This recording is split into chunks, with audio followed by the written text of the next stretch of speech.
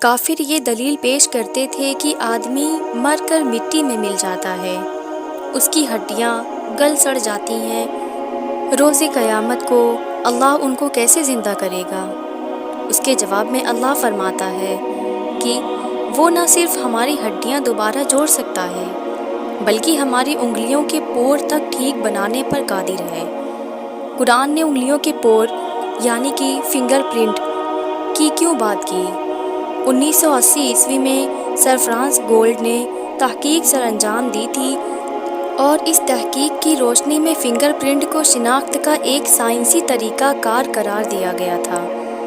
دنیا بھر میں کوئی بھی دو اشخاص ایک جیسے فنگر پرنٹ کے حامل نہیں ہیں، حتیٰ کہ جڑواں پیدا ہونے والے بچے بھی ایک جیسے فنگر پرنٹ کے حامل نہیں ہوتے۔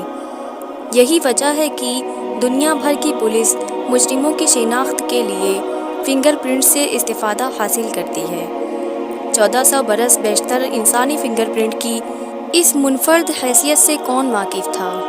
صاف ظاہر ہے کہ اس حقیقت سے ہمارے خالق کے سوا اور کون واقف ہو سکتا تھا؟ صرف ہمارا خالق اس حقیقت سے واقف تھا۔ کیا انسان یہ خیال کرتا ہے کہ ہم اس کی ہڈیوں کو ہرگز اکٹھا نہیں کریں گے؟ کیوں نہیں؟ ہم تو اس بات پر بھی قادر ہیں کہ اس کی انگلیوں کے پوروں تک کو درست کر دیں گے۔